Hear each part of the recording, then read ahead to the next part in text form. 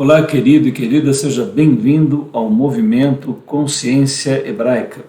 E hoje no nosso Consciência Hebraica é dia especial, dia de o amanhecer da consciência hebraica. Estamos no episódio de número 66, a data aproximada 14 de novembro de 2021. E nós estamos vendo a história de Jacó, Raquel, Bila, Zilpa, a formação das 12 tribos de Israel. Capítulo 6 desse momento da nossa história. Boas-vindas a você. Você sabe, né? Esse canal que nós fazemos realmente é para um público, pessoas apaixonadas pelas Escrituras, de Gênesis a Apocalipse.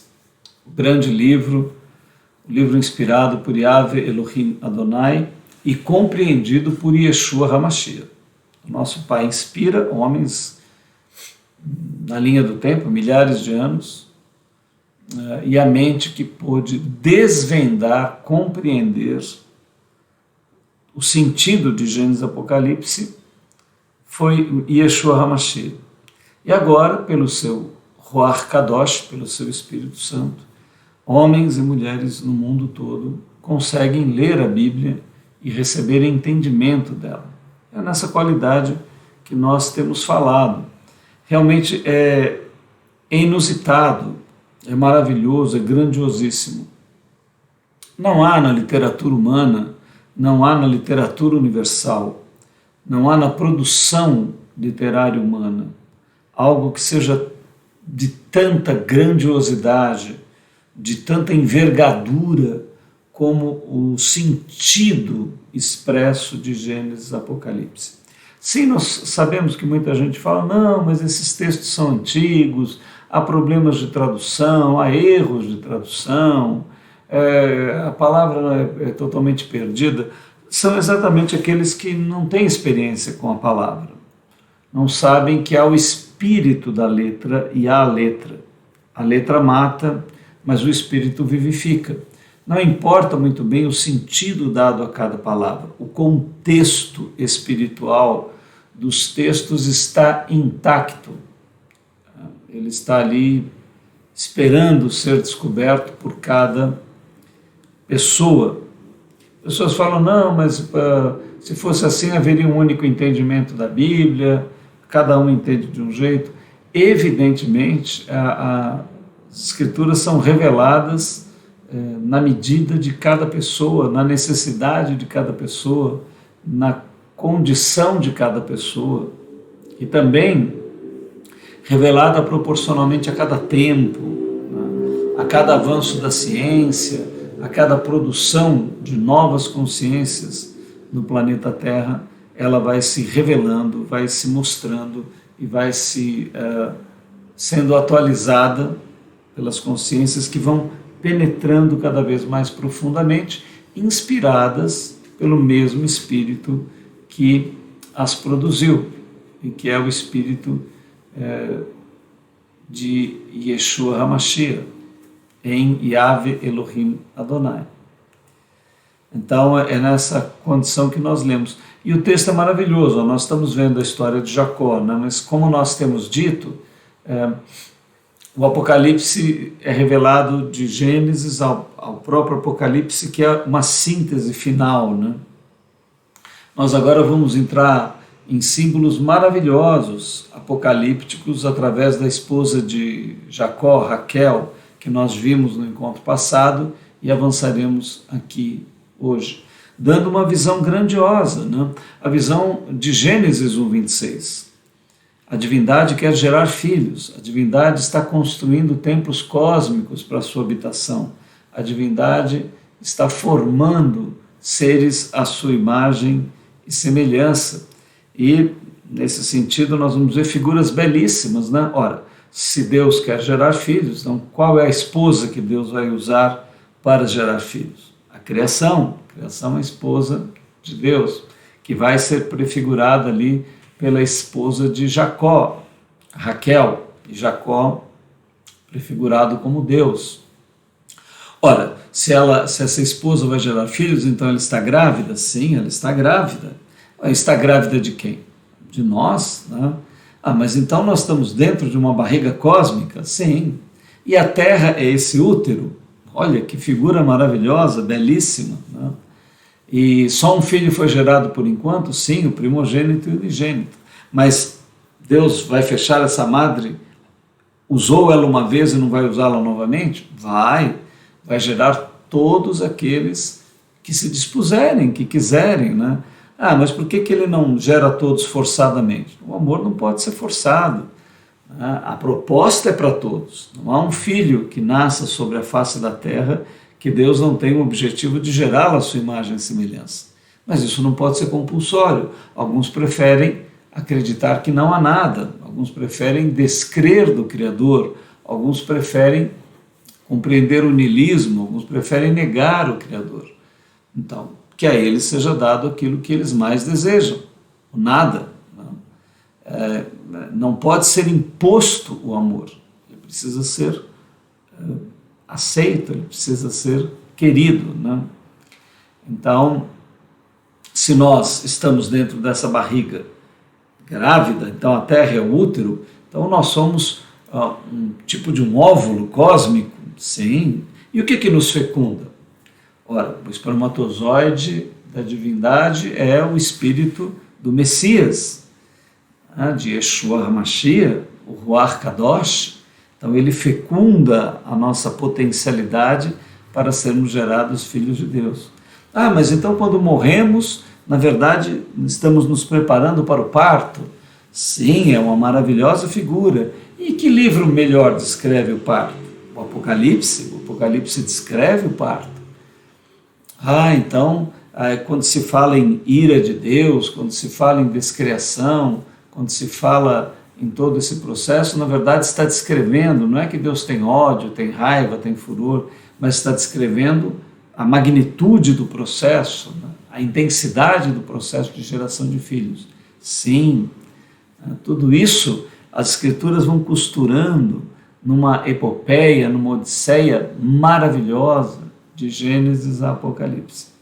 Então, dando esse contexto, vamos ao nosso texto. Aqui você sabe, nós não temos pressa, né?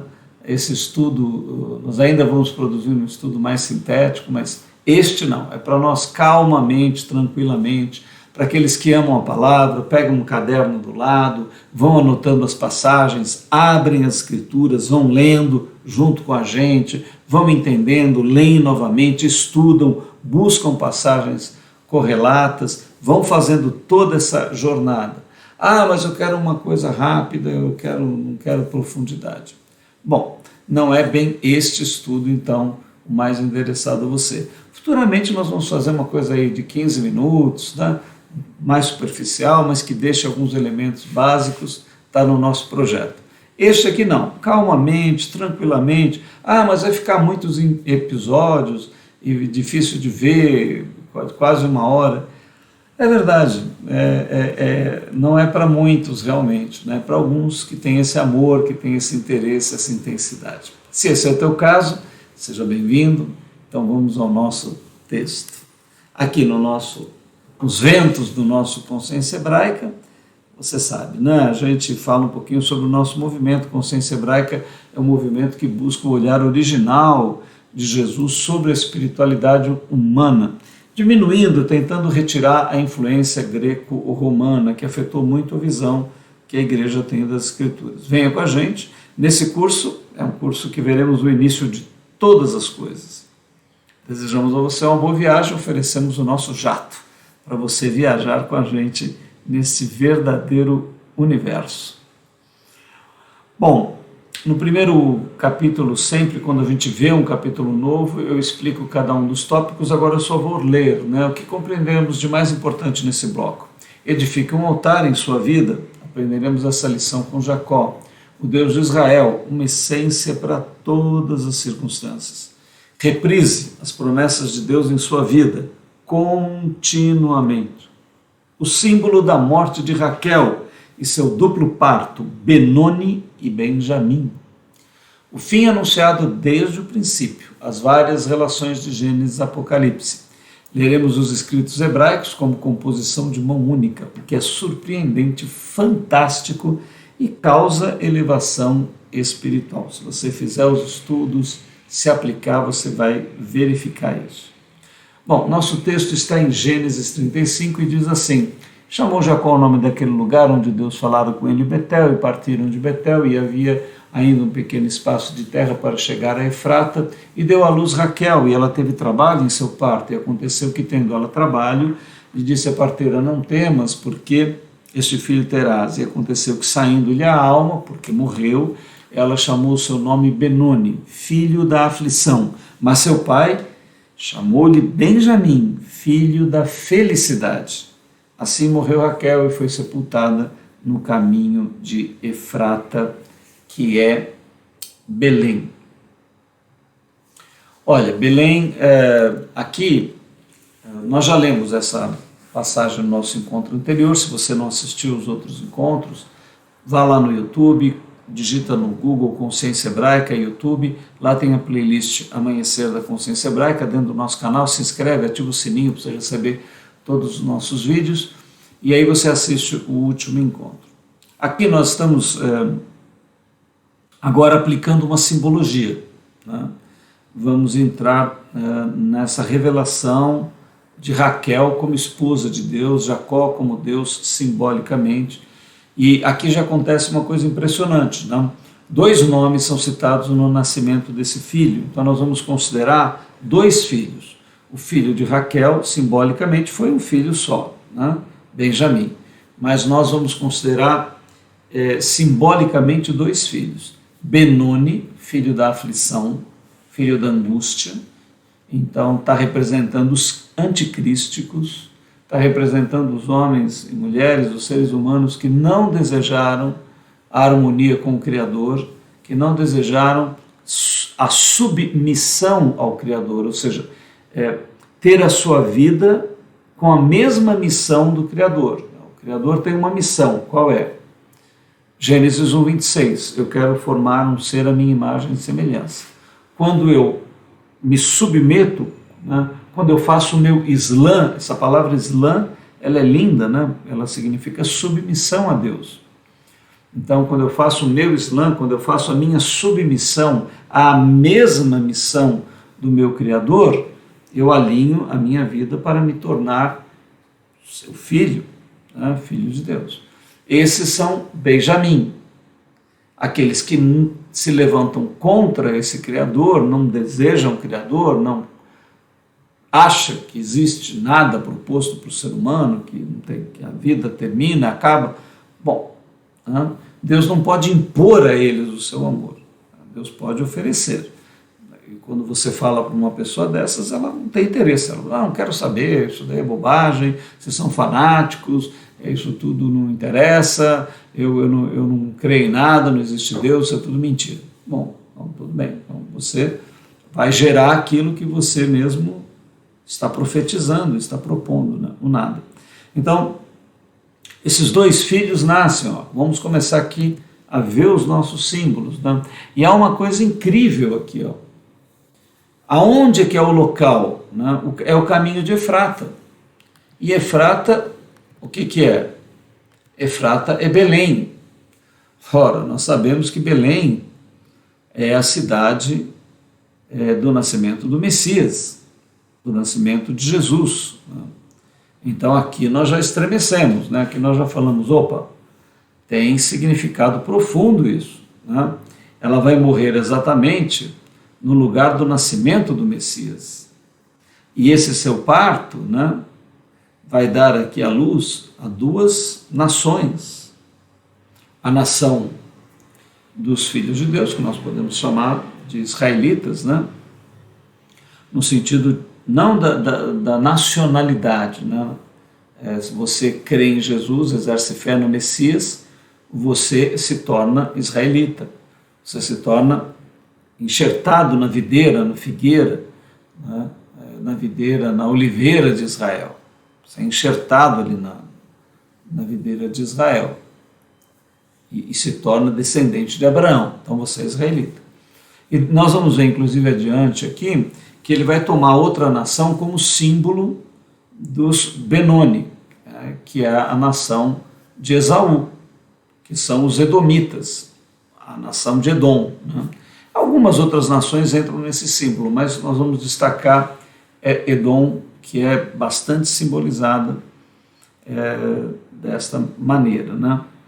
Evidentemente, não significa que toda pessoa nascida em Edom ou toda nascida em Israel é automaticamente salva ou condenada. Não é isso. Tem gente que entende dessa maneira, está incorreto na perspectiva que temos recebido, compreendido. Significa que as pessoas que nascem em Israel ou as que se convertem ao Messias, as sinceras, aquelas que desejam mesmo, é que vão receber essa qualidade. Às vezes um israelita que nasce em Israel não quer saber de nada disso. Cumpre os ritos lá formalmente, não tem nem interesse por Deus. Como também em Edom, alguém pode ser um edomita aí que tenha tido amor a Deus, então não é pessoal, é apenas simbólico. Então nós vamos ver ali, Belém é local de nascimento do Messias, simbolicamente, é dos benjamitas, dos filhos que vão ser gerados à imagem e semelhança de Deus, e também como é lugar de parto, lugar de nascimento do principal ser humano da terra, é um excelente símbolo para as duas gerações, a dos filhos crísticos e a dos filhos do tempo também, os anticrísticos. Então, aqui nós vamos ver agora algumas passagens que vão revelar essa compreensão. Então nós vamos pegar um texto de Isaías e você vai ver nesse texto de Isaías esses elementos contidos para você fazer a ligação. Então você depois pega a tua Bíblia, pega o teu caderno, vai anotando as palavras, faça estudo. Chame alguém que você gosta aí para estudar as Escrituras, lê os textos com ela, monta um pequeno grupo, tudo isso a gente incentiva que você faça. Então esse texto de Isaías 66, olha o que ele diz. Uma voz de grande rumor virá da cidade, uma voz do templo, a voz do Senhor, que dá pago aos seus inimigos. Antes que estivesse de parto, deu-a à luz. Antes que lhe viessem as dores, deu à luz um filho. Quem jamais ouviu tal coisa? Quem viu coisas semelhantes? Poder-se-ia fazer nascer uma terra num só dia? Nasceria uma nação de uma só vez? Mas Sião esteve de parto e já deu à luz seus filhos. Abriria eu a madre e não geraria? Diz o Senhor. Geraria eu e fecharia a madre? Diz o teu Deus. Regozijai-vos com Jerusalém e alegrai-vos por ela, vós todos o que a amais. Enchei-vos por ela de alegria, todos os que por ela pranteastes. Bom, tivemos uma noção aqui da passagem como um todo, agora vamos analisar parte a parte desta passagem. Uma voz de grande rumor virá da cidade, uma voz do templo, a voz do Senhor que dá pago aos seus inimigos. Bom, aqui você vai precisar compreender já elementos apocalípticos. Essa voz, com grande efeito, você vai encontrar ela em vários profetas no Apocalipse, a voz de muitas águas, uma voz poderosa, potente. Fique atento, quando você estiver lendo a Bíblia, você vai identificar essa voz. Então, essa voz está no sentido de quê? De vibração, de poder, de ação dos elementos, de mutação dos elementos, está nesse sentido. A origem da voz aqui, virá da cidade, uma voz do templo. E ele revela, a voz é do Senhor. Então, está demonstrando um movimento a partir do eterno, ou seja, uma estação um momento é chegado. E que momento é esse? Ele especifica então este momento que é na verdade, né, o que nós estamos, para compreender as Escrituras, você vai ter que fazer isso, é você separar estágios, etapas que estão descritas de Gênesis e Apocalipse, né? E simbolicamente descritas como guerras, descritas como movimentos que vão descrever fatos da natureza, situações, cataclismas, movimentos, e que muitas vezes é chamado de ira do Senhor, né? Aqui é vingança, o pago dos seus inimigos. Na verdade, Deus não tem inimigos, né? Isso é tudo uma linguagem simbólica que você precisa traduzir, interpretar.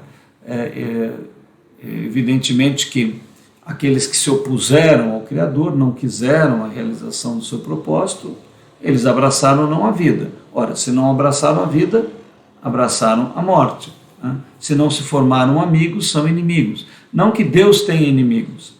Eles se colocaram nesta posição, pelo seu arbítrio, né? Então é isso que você tem que começar a ficar atento. Porque Deus não é ser humano, Deus não é homem, né? Deus não está movido por paixões, por sentimentos. Mas para que nós possamos ter entendimento, ele vai descrever determinados estágios da criação através dessa simbologia. Então olha aqui. Uma voz de grande rumor virá da cidade, uma voz do templo, a voz do Senhor, que dá pago aos seus inimigos. Ora, pagar significa o seguinte, é uma hora de acerto de contas. Então a humanidade agora ela está livre. As pessoas fazem o que querem, falam o que querem, desafiam, xingam, mentem, corrupção, e vivem só pelos seus sentidos, não estão nem aí com nada, né? Bom, a semeadura é livre, né? O cosmos é como um supermercado, você entra lá e pega o que quiser, né? Mas só que tem o caixa. Tem o caixa para passar lá, tem a colheita. A semeadura é livre, mas a colheita não é livre, né? Então, quando diz aqui que Deus vai dar o pago ao inimigo, não está dizendo de raiva, não está dizendo de nada disso. Está dizendo assim, cosmicamente, as pessoas acumularam dentro de si uma natureza, uma qualidade, né? Optaram por aquilo, quiseram aquilo, arbitraram aquilo, desejaram aquilo. E agora tem a consequência desse resultado, né? A consequência de algo que foi acumulado. Então, isso é, na linguagem simbólica das Escrituras, isso é chamado de a hora da paga ao inimigo, né? Na hora do acerto de contas, do juízo. Mas, na verdade, não é nenhuma vingança, é apenas um resultado cósmico do que as pessoas optaram durante a vida e acumularam no seu ser. O céu e o inferno são portáteis, né? Você está acumulando o céu e o inferno dentro de você. Tem muita gente aí que já está no inferno. E tem muita gente que já está no céu, né? Evidentemente que aqui, nesse momento, nada é total, né? Mas nós podemos ficar mais no céu do que no inferno, né? Por quê? Porque vamos compreendendo a espiritualidade, vamos desenvolvendo inteligência emocional, vamos nos relacionando com a vida, o Evangelho vai tratando do nosso interior, alinhando as nossas emoções, alinhando a nossa mente, colocando propósitos na nossa vida, nós vamos nos alegrando com uma grande visão da existência humana, começamos a olhar a transcendência além do tempo, tudo isso vai realinhando os nossos motivos, os nossos prazeres, a nossa vida, os nossos conceitos. Também nós vamos nos alegrando na submissão ao Criador, ou seja, estarmos na missão que Ele propôs para a criação. Como é que nós vamos inventar da nossa cabeça uma missão, um propósito para a criação? Eu vou me basear no filósofo tal, que ele é muito inteligente. Mas é uma criatura humana, se ele não estiver dizendo a mesma coisa que o Criador vai dizer, disse e dirá e fará, o que isso vai trazer de resultado? Ah, mas ele é o maior poeta, mas é o maior músico, mas é o maior ser humano, mas não interessa nada disso, né? Não desfazendo de ninguém, nem diminuindo nenhuma pessoa, mas a gente fala assim para chamar a tua atenção, né? Se for para depositarmos a nossa vida nas mãos de alguém, então vamos colocá-la nas mãos do Criador, né? E aí as Escrituras nos dão essa visão. Então você percebeu o que esse primeiro verso significa? Então está revelando esse momento cósmico. Então é o momento do acerto de contas, é o momento da que vai ser revelado todo o processo que as pessoas estão acumulando. Aí ele entra num outro assunto muito interessante.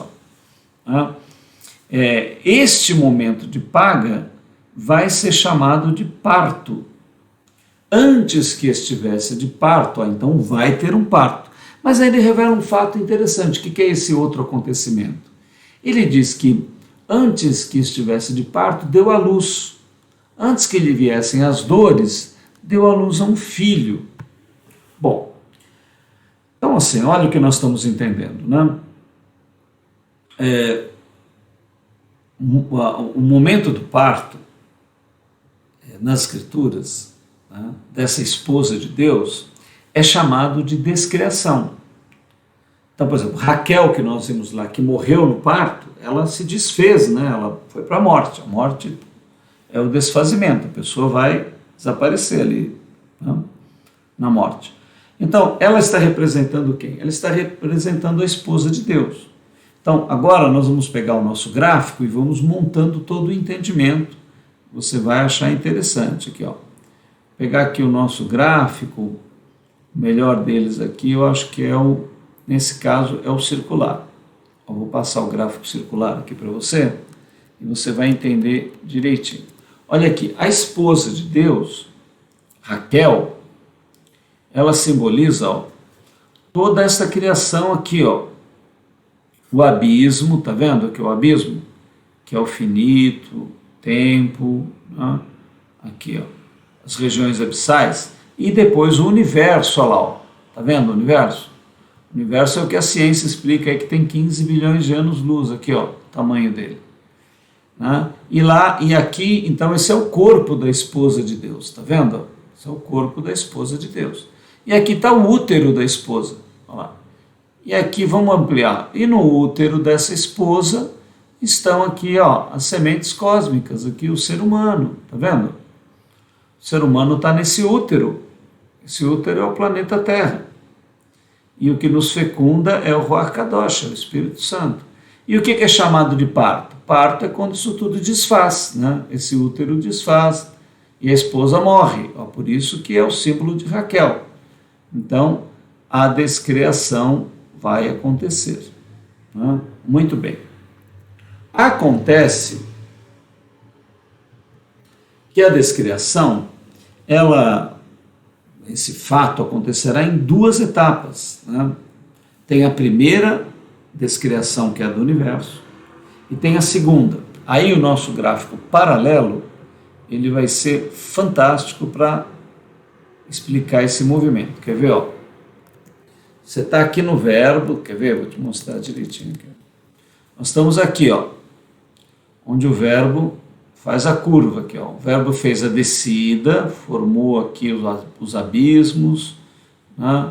Formou o universo, o planeta Terra, e ele parou aqui. Agora ele está parado aqui. A gente costuma brincar que estamos onde o verbo faz a curva. Mas ele vai fazer o primeiro movimento de subida, tá vendo? Só que ele sobe e para aqui, Esse primeiro movimento de subida, agora eu vou ampliar, é a descriação, a primeira descriação. Então vai descriar a Terra e vai descriar o universo. Ele vai descriar aqui e para aqui. Aqui é formado o grande lagar, nessa linha aqui, é formado o grande lagar. Aqui é que vai haver o parto. Então aqui começa as dores de parto, descreia o universo, a descriação do universo. Aí os filhos nascem aqui. Depois vai ter o arrebatamento, vai ter outros eventos, né? até que o verbo vai fazer a segunda subida. Então ele vai subir daqui para cá, ó, já entrando no atemporal. Tá vendo o Rio Jordão aqui, ó? Daqui para cima é o atemporal, daqui para baixo é o temporal. Quando ele fizer essa subida, o abismo vira lago de fogo e enxofre, que é a segunda morte. Essa é a segunda descriação. Então tem a primeira e a segunda. E aqui o texto está dizendo que antes de haver a descriação, um filho nasceu. Olha, agora se você prestar bem atenção, você vai ter uma revelação maravilhosa com esse texto de Isaías. Eu não falei que o parto é a descriação do universo?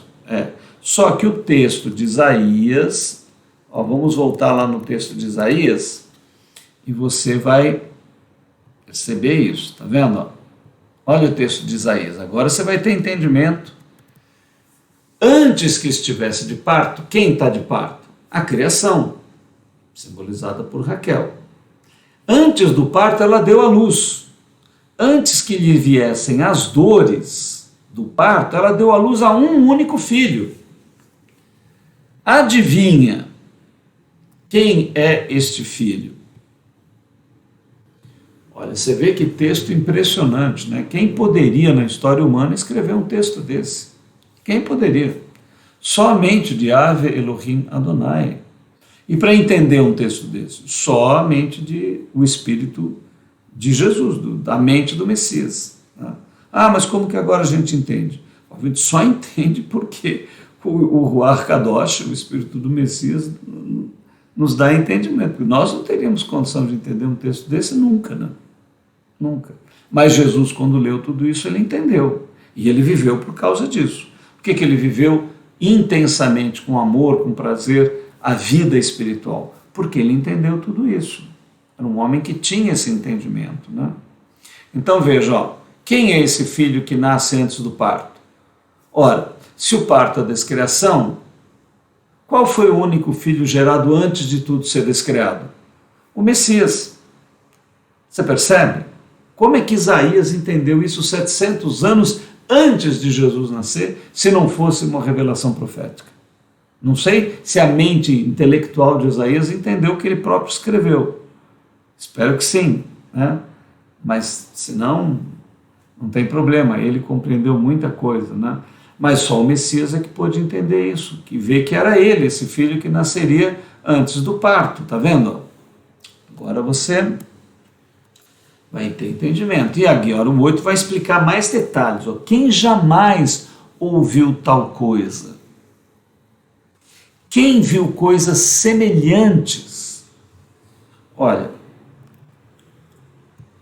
ele está dizendo de um elemento que nunca foi visto por nada e nem por ninguém. Quem jamais ouviu tal coisa?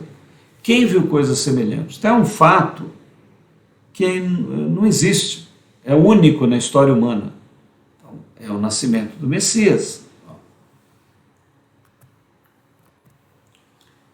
Poder-se-ia fazer nascer uma terra num só dia? Nasceria uma nação de uma só vez? Ó, ele pergunta, primeiro ele fala assim, ó, eu vou falar uma coisa para vocês que nunca ninguém, que é impossível de imaginar, que é uma coisa que, quem jamais viu tal coisa? Quem viu uma coisa dessa grandiosidade? Aí ele fala, que coisa que é essa que nunca ninguém viu? Você poderia fazer com que uma nação inteira gerasse de uma única mãe? O Brasil tem aí 220 milhões de pessoas. Dá para nascer todo mundo de uma vez? Não é? Não, nós falamos, não, isso é lento, tem que as mulheres ficarem grávidas e tudo mais. Então, que fenômeno é esse? Ó, vamos voltar para o nosso gráfico e o teu entendimento vai abrindo. Você vai entender. Ó. Quando que é o momento? Ó, vamos voltar para o nosso gráfico. Evidentemente, né, agora você já está tendo entendimento, quando houver a descriação, que o universo for descriado, a Terra for descriada, então no dia da ressurreição dos mortos, ó, agora você vai ligar com o evento magistral das Escrituras. Todo aquele que lê a Escritura de Gênesis e Apocalipse toma conhecimento do tal dia da ressurreição dos mortos, né? Que o nome não é exatamente ressurreição, porque não é para trás, né? Uma vez descriado o universo e não tendo mais esse plano material, nós não vamos ter um corpo de carbono, ferro, níquel, silício, potássio, né? Já não tem, mas vai ser um corpo espiritual. Então, quando houver a descriação desse universo, formar o grande lagar, os filhos nascerão, os filhos da descriação, que é o parto da esposa. Você não lembra que Jacó tinha a esposa Raquel, ela morre, dando à luz aos filhos? Então a criação, essa parte da criação morre e dá à luz. E aí nasce uma nação de uma vez, nasce muito mais do que uma nação. Por quê? Todos os homens crísticos nascerão de uma só vez no dia da ressurreição dos mortos. E depois, na segunda ressurreição, em seguida, todos os filhos do tempo. Então nascerão duas nações de uma só vez, no parto de Raquel. E quais são os nomes dessas nações? Benoni, dos filhos do tempo. Benjamim, dos filhos crísticos, gerados à imagem e semelhança de Deus. Ou o Israel espiritual de Deus. E o Edom do tempo, os filhos das trevas, os filhos do tempo, os filhos que se opuseram a essa realização. Infelizmente, não há uma criatura que tenha nascido na Terra que Deus tenha querido que isso acontecesse.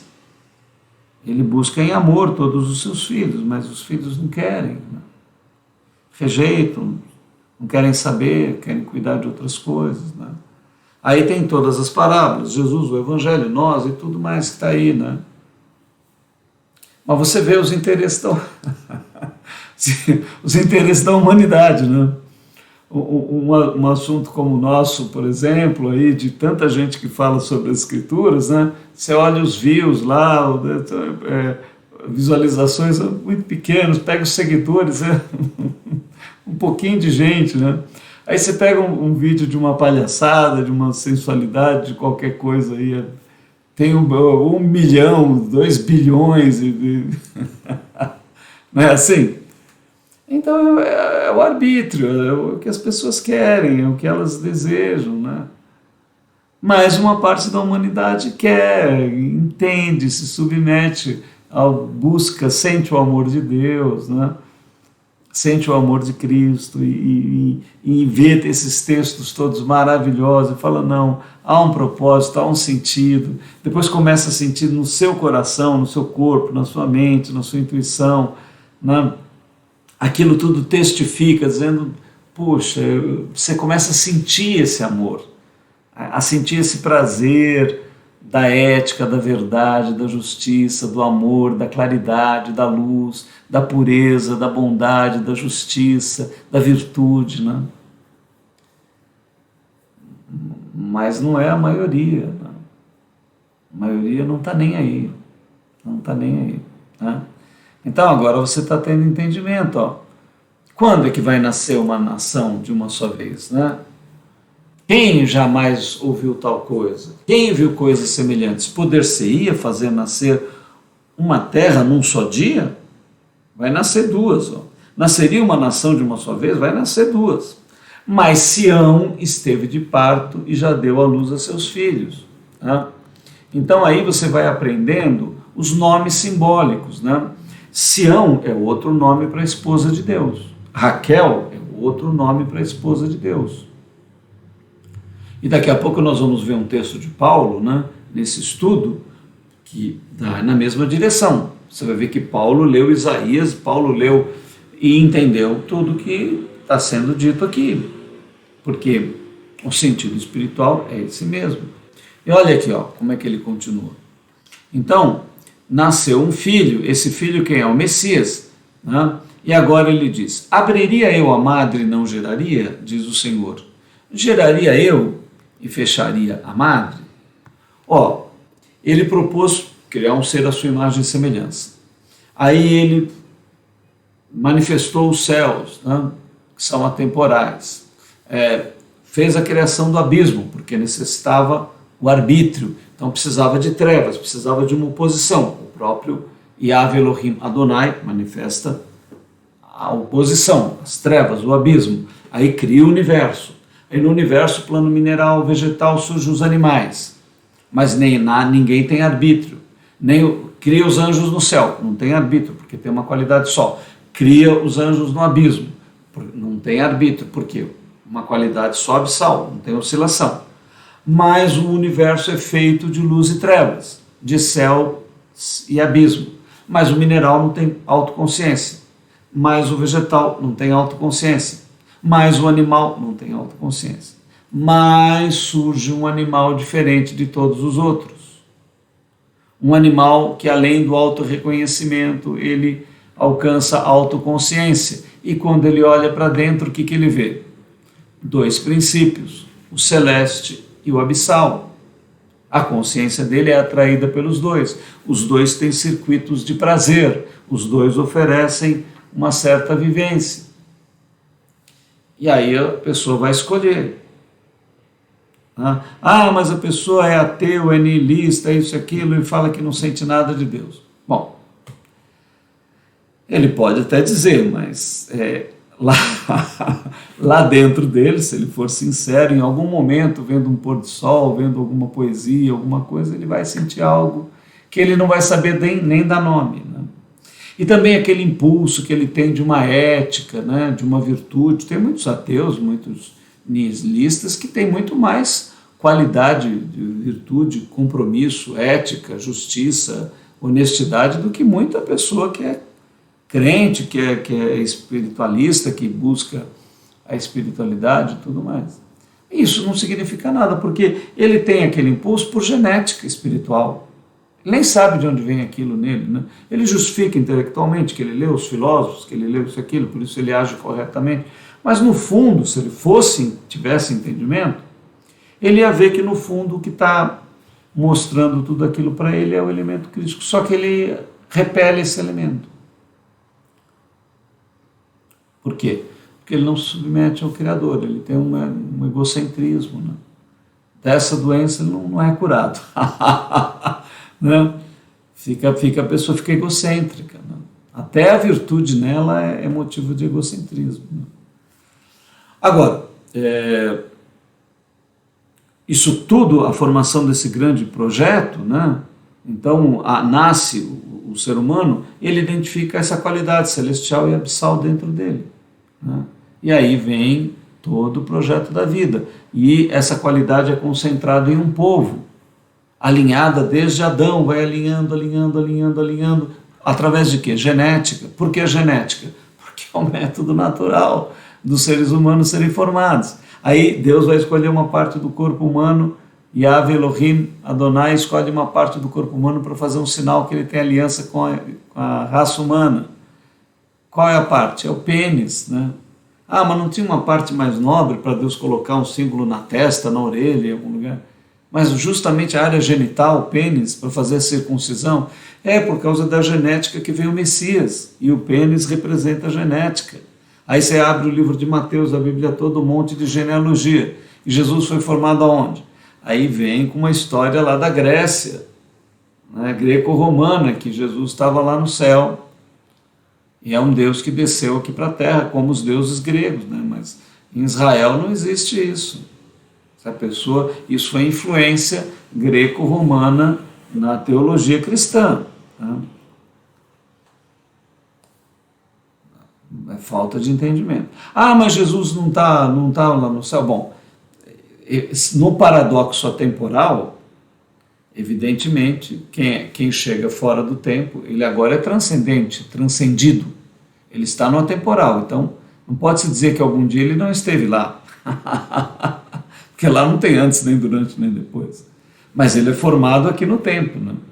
Como Simeão, levantando aquela criança de 40 dias, diz: Senhor, despede em paz o teu servo, porque os meus olhos já viram a salvação, a qual tu preparaste no céu? Não. Preparaste diante da face de todos os povos, pela genética. Por isso a circuncisão, por isso todo esse processo. Agora, forma o Messias então realiza. Ora, mas ele é formado à imagem e semelhança de Deus sem o parto. Então vem a profecia de Isaías. Antes que estivesse de parto, deu à luz. Antes que lhe viessem as dores, deu à luz a um filho. Agora ele diz, né? Será que eu abriria a madre e não geraria? Geraria eu e fecharia a madre? Ou seja, ele gerou Jesus. Agora ele vai parar e não vai gerar mais ninguém? Não, ele fala, né? Eu vou gerar, né? Mas no processo adiante, porque agora nós estamos morrendo, entramos aí num estado de inconsciência, de sono, nós vamos ter até um estudo em breve, aí a morte e a condição dos mortos, muito importante você entender esse estudo, porque que Israel entende isso diferente de todo o espiritualismo da Terra, e muita gente aí não está compreendendo por falta de entender a condição dos mortos. Então não perca esse estudo, que nós vamos dar aí para frente. Então ele diz aqui, abriria eu a madre e não geraria? Geraria eu e fecharia a madre? Diz o Senhor Deus. E em cima ele fala, olha, quando vai nascer toda essa nação, né? Sião esteve de parto e já deu à luz a seus filhos. Falou, mas está dizendo que está no passado. As escrituras são assim. Agora você vai precisar começar a lidar com as escrituras. Tem coisa que já aconteceu e ela coloca no futuro. Tem coisa que está no futuro e ela coloca no passado. Tem coisa que está no presente e ela coloca no passado ou coloca no futuro. Então, se você não entender, né, a sequência dos fatos, né, fica difícil de colocar. Aqui é uma profecia. Ele está colocando no passado, mas isso é um evento cósmico que vem depois da descriação. E Sião representando a esposa de Deus, né? Então, veja aqui no texto, né? Abriria eu a madre e não geraria, diz o Senhor, geraria eu e fecharia a madre? Não, então ele vai continuar gerando, nós seremos gerados. E agora ele vai no 10, né, para o regozijo. Ó. Regozijo é gozo multiplicado. Né?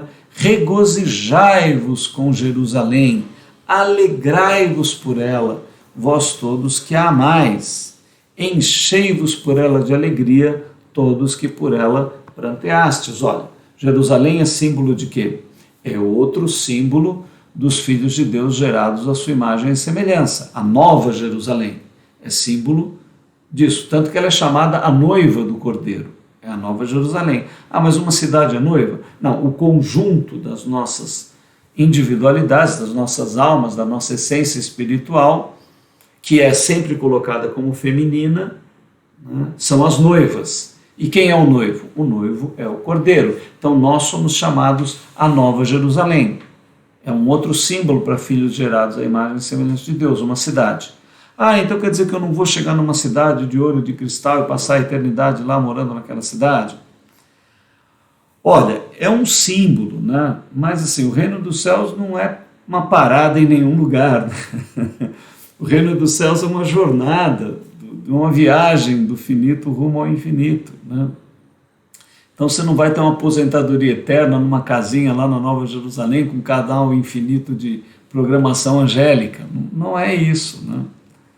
Você vai evoluir infinitamente no seio da Suprema Divindade. O reino dos céus não é uma chegada, é uma jornada infinita de evolução ascensional, consciencial, e de gozo e de realização infinitas. Né? E tudo isso está aqui. Ó. Se você amou Jerusalém, se você foi alguém que compreendeu isso e deu a tua vida por isso, né? Então é hora de você se regozijar. Alegrai-vos, porque os filhos de Deus estão gerados, ó, já passou tudo. Né? Então, esse texto foi escrito 700 anos de Jesus nascer, mas olha aí que maravilha, né?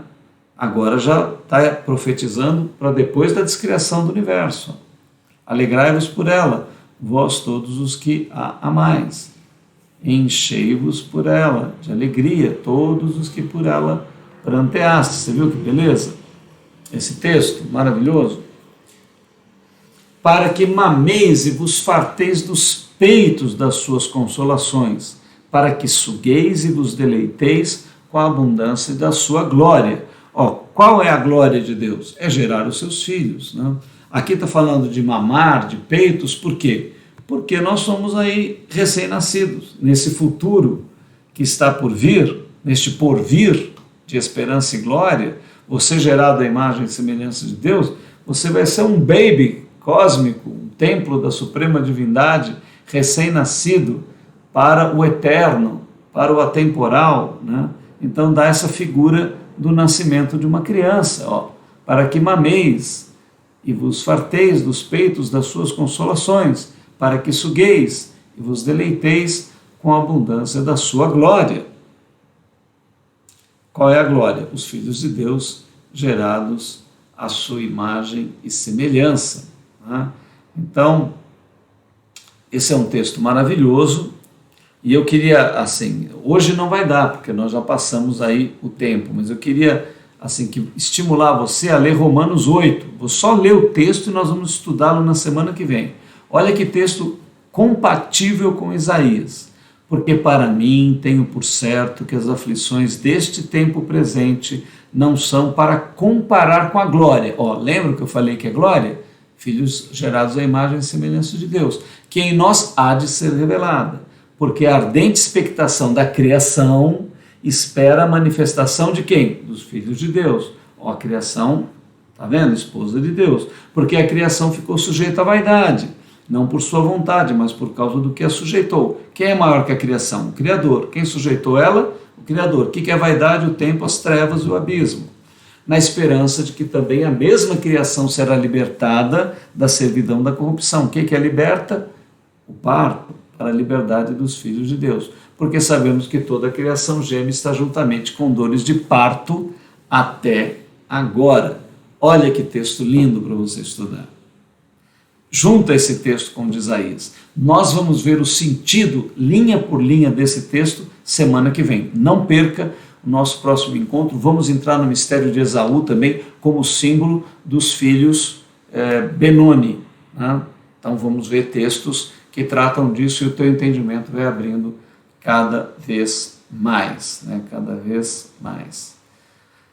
Nós somos um movimento Consciência Hebraica.